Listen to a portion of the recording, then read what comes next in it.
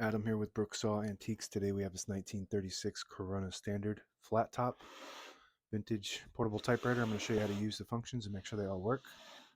These are your margins. I'm just going to set these right in between the two paper fingers. That way you don't get stuck on them. Very nice glossy black finish.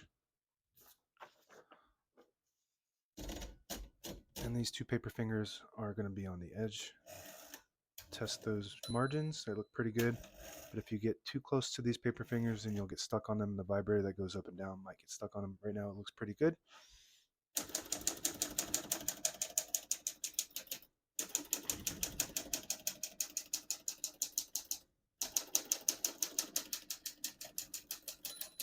Once you hear the bell, you're at the end of the margin. Hit this line space, get you back to the beginning, and skips one or two spaces. Right now we have it on single, but if you want double, you just flip that switch forward. It skips two. We're going to keep that on single for now and finish typing. As you can see, all the keys type nice and none of them skip or stick. I'll type a sentence in red on the next line and switch from black to red. There's a switch on the right side here. Flip it all the way up to that red indicator. It prints the bottom portion of the ribbon, which is red. When you have it in the middle, it doesn't print any ink at all. It just leaves a stencil for copying purposes. When you have it all the way down, it prints the bottom, the top portion of the ribbon, which is black. We're going to move that up for red.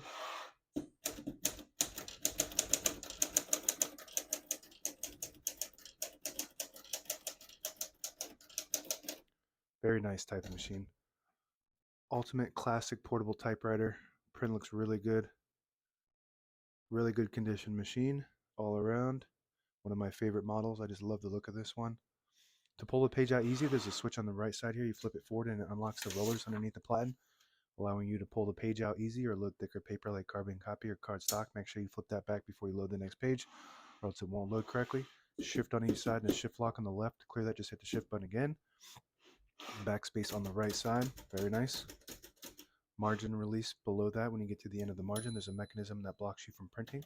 Hit that margin release button. It will allow you to go all the way to the end or until you get stuck on that paper finger there. We're going to move that color back down to print the top portion of the ribbon.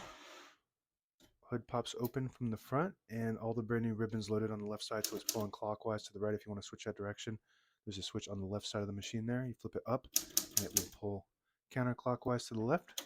Flip it down, pulls clockwise to the right, and that's the direction we want it to go. Touch control on the inside left here. The higher up you go, the more tension there is when you hit the keys. The lower you go, the less tension. When it's on high tension, you do have to hit the keys a little bit harder for them to print, but they respond faster, so it's just got to play with that to judge what your preference is. Carriage release behind each knob, very nice. This knob right here is a 3D printed knob because the original is broken off. So if you need a replacement, check my shop, and there's a really nice design, really close to the original. And on the inside here, if you flip this down, where my thumb is there, it will lock the carriage in the middle, so when you have it in a case, it protects the escapement, which is the mechanism that allows the carriage to move one space at a time when you type. And on the left side is the carriage release on this side, behind the knob. Very nice. If you pull the knob out, it disables the spacing, so you can get to an exact spot on the page. You push it in, get the clicks. Each one of those clicks is one space.